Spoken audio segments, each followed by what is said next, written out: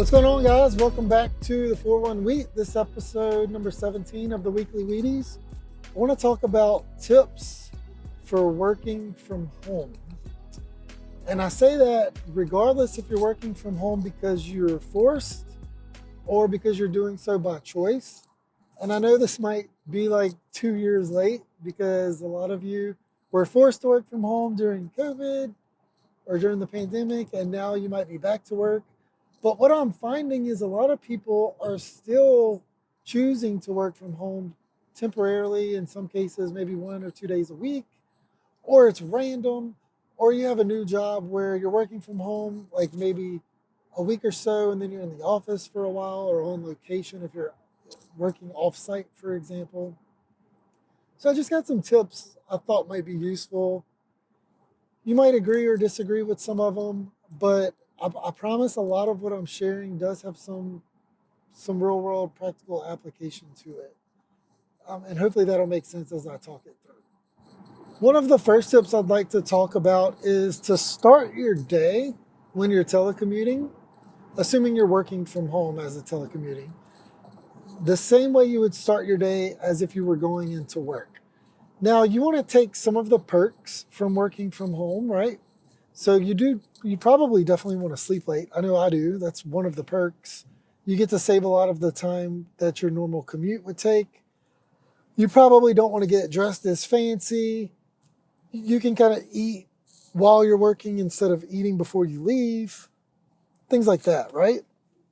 So I still argue if you're a morning shower person, I know some people like to take showers at night so they don't have to take one in the morning or vice versa. I would argue if you're a morning shower person, you still need to take a shower in the morning. And even if you're not, you might want to try it, just a quick shower to kind of wake you up. For the ladies out there, you don't necessarily have to wash your hair and get it wet and spend all the time drying it. I realize that, right? But still, take a shower, wake you up, kind of get your body in the zone, if you will.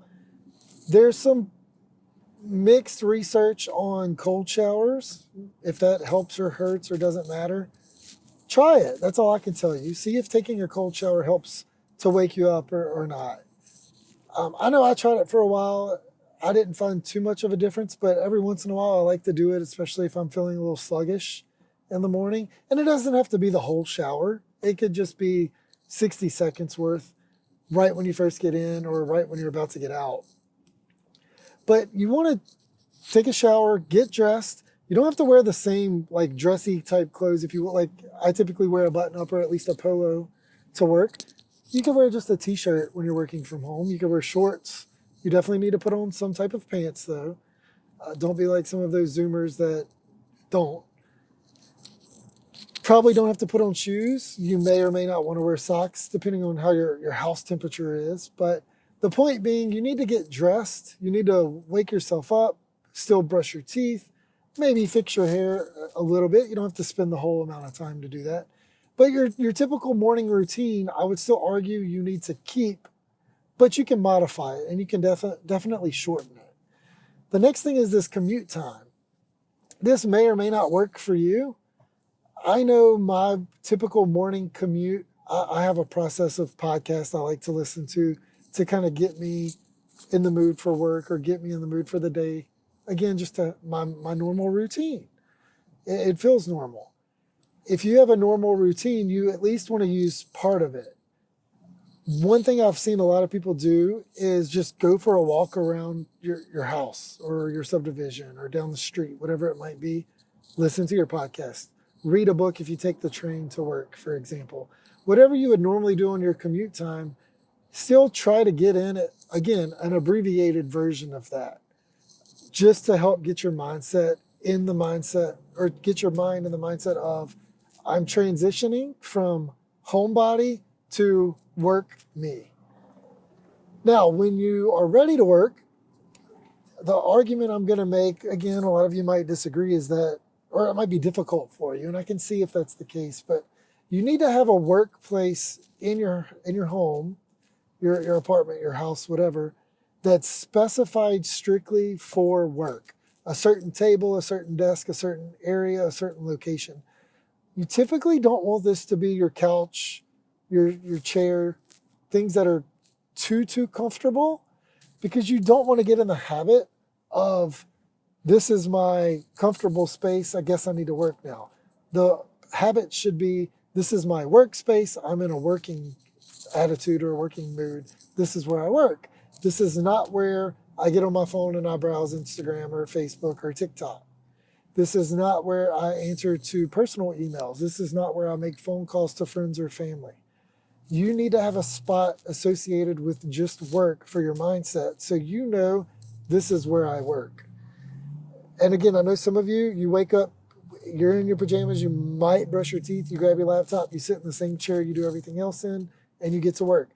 That absolutely might work for some of you. I know people that it does.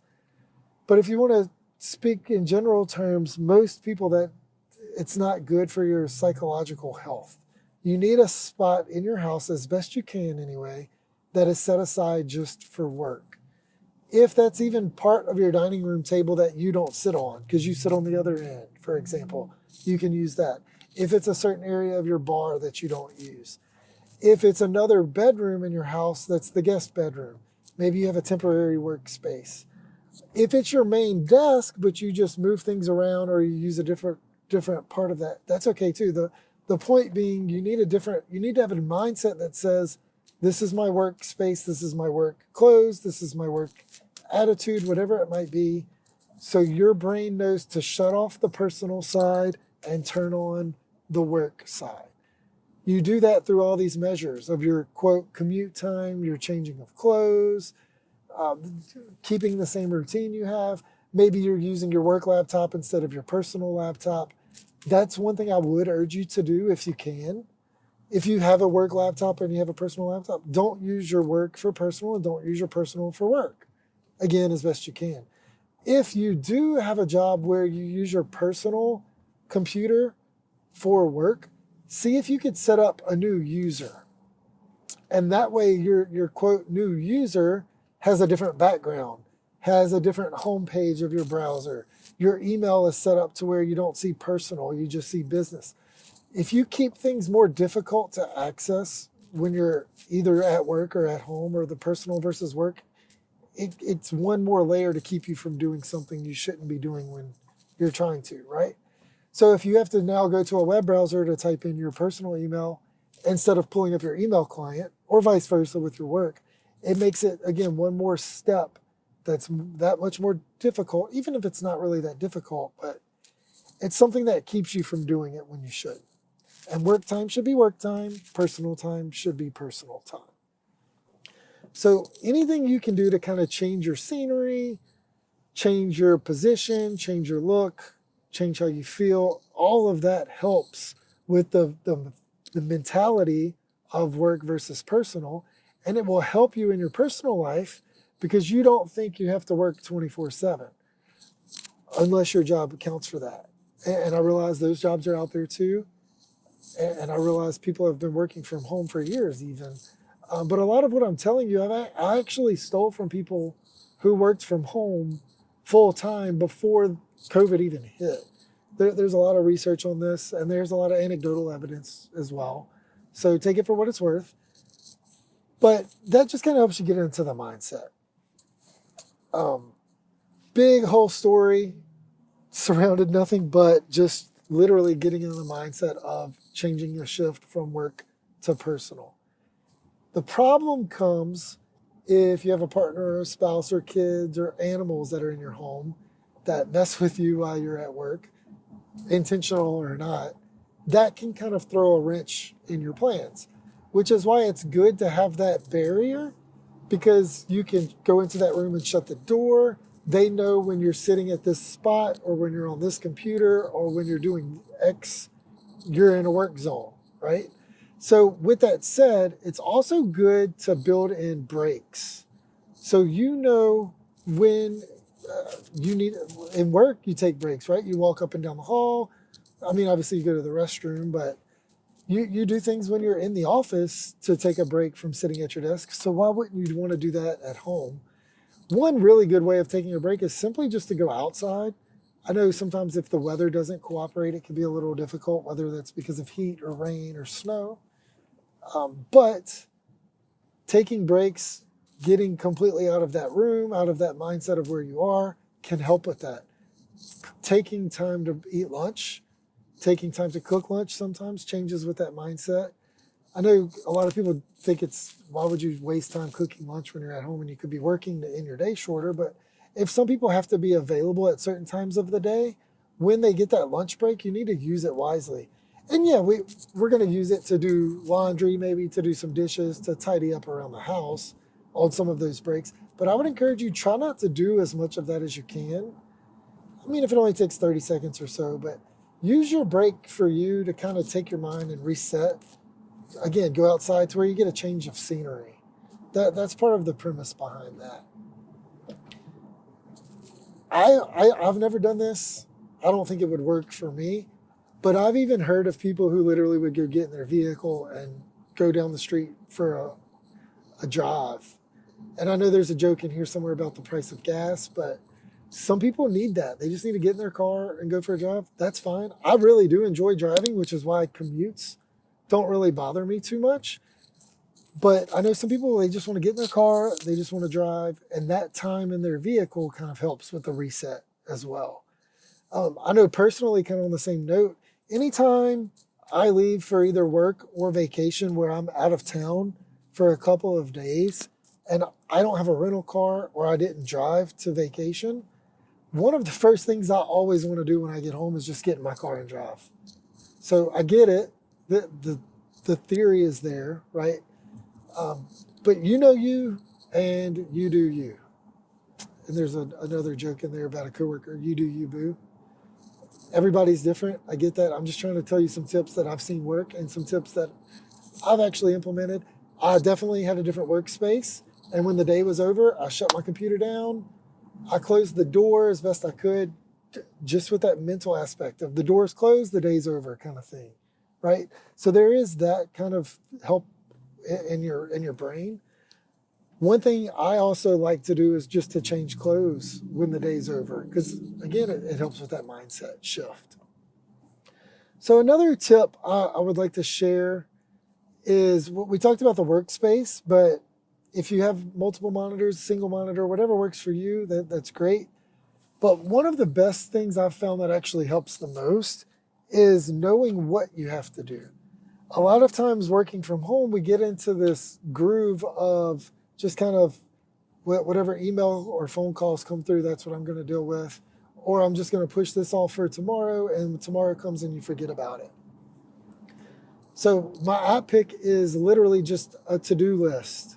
Whichever to-do list works for you, there's hundreds, if not thousands, I guess, out there. I just like the one built into your phone. So on Google phones, it's called Keep. On iPhones, it's to-dos or reminders. They've kind of changed the name.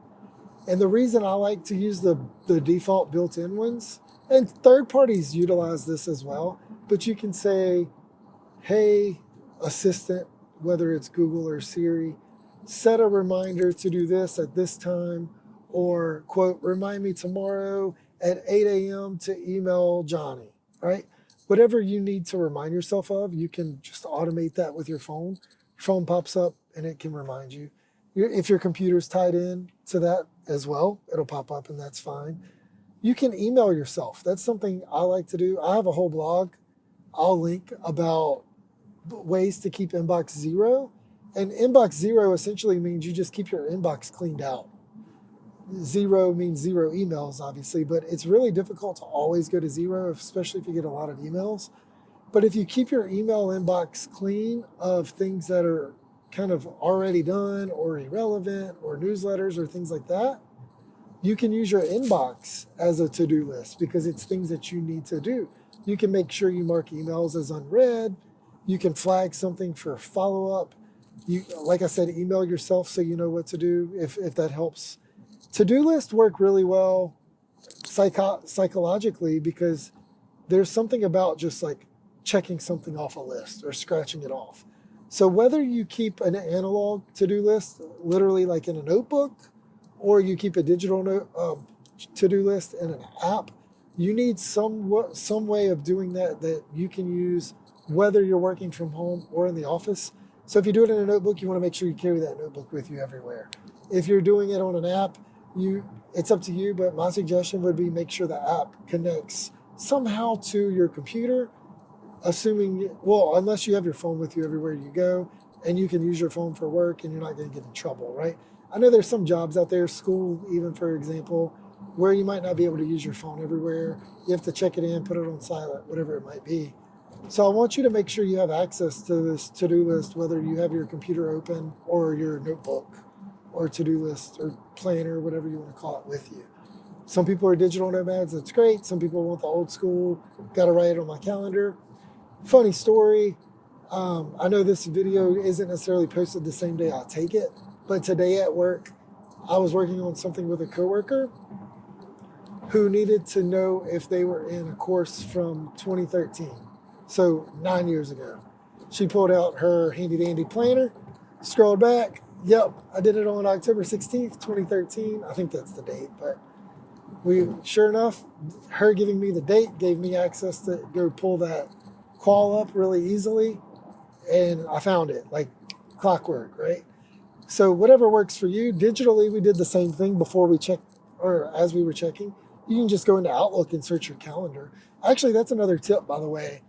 You can set reminders in your Outlook calendar or Google Calendar, whichever email subscription you subscribe to. But you can go into your calendar, set a task or an event for a certain time. Like, let's say the time is 8 o'clock. Call Johnny. And then, boom, my calendar will remind me. And then I can just go delete or archive that calendar event. So you can technically just leave it. But if you're going to do things like that, you need to be careful with how your default settings are in your calendar. And you want to make sure you set default calendar events to mark you as available, unless everything you're marking is going to make you unavailable for work. Generally speaking, with calendar events, you can be set as free, unavailable, available, or like private or hidden or whatever it might be. So you want to make sure your defaults are set to what you would want it to be in that case. Because the whole point of doing this to-do list and putting in calendars or sending yourself emails is they're really quick and you don't have to spend a lot of time kind of setting things up. That's one reason I actually kind of stray away from using too many crazy apps, because a lot of them can be really difficult when you just want to go input one thing. Last week, I talked about project management with Monday.com and Breeze, and those are two really good apps that do actually have a really easy way to set to-dos. So you could use those apps or apps that are similar that make it really easy. One thing, for example, within Monday.com, if you have a certain board, I'll call it Garrett's To-Dos. I can set a specific email that I can email from my personal email or my work email. Any email that sends an email to this prescribed email. It looks like something like Pulse with a bunch of numbers at Monday.com or something. You can save that in your contacts as, quote, to do. And then anytime you go email to do, it will put a new item in your board or a new item on your to-do list or whatever it might be. A lot of programs do this, I realize that. My point is you need to figure out what works for you, because whatever works for you is what you're actually going to use. And it's useless unless you put it into practice. So again, digital, analog, doesn't matter. You just want to make sure whatever you're comfortable with using, you put it into practice so it becomes useful for you. And it's more of a habit rather than a pain. Because I've worked with a lot of people trying to use digital apps or even analog ways of doing things like this. And they're like, I'm never going to do that. That's not going to work for me. And if you tell me, quote, I'm never going to do that, my response is, could you at least try it for a week and see what you think? If you tried it and you don't like it and it doesn't work, that's fine. But a lot of people, the mindset of habits, you just think it's not going to work until you put it into practice. And once you start doing it, you realize that it's actually beneficial. And if you find it beneficial, you're more inclined to do it more, right? That's the whole process with habits. Working out and diets. The more you do it because the more results you see from it, or the more that you see that it's beneficial. So it just escalates, and it's compounding interest, if you will, on how it works for you. So that's it. Kind of, I don't know if necessarily short and sweet in comparison, but not a lot to it, just a lot of explanation. Hope this helped. hope if you are choosing to work from home, you might want to implement some of these things in practice, see if it helps. If you're forced to work from home, I would encourage you to try a bunch of different things to see what kind of makes your mindset change. Because I know if you're forced to do something you don't like, it's just going to be a hassle. But I promise you, if you try some of these things, or just go on Google and search, what can make working from home more plausible for me, right? See what other people are doing, see what works for them. It might work for you. The big thing is it's a mental aspect as well as physical. We're physically displaced because we're working from home and telecommuting and we're doing all the Zoom stuff, but the mental displacement is also there. And I think that gets overlooked a lot. And we don't think about it just because it's the last thing on our list of doing it. So I would encourage you, start waking up, getting in a normal work routine for your telecommuting day just as much as your physical in the office day. See what happens. Use a to-do list. Again, I like reminders. I like the default ones for Google or iPhone. And yeah, if you have any thoughts, any questions, let me know. Love to help. Thanks.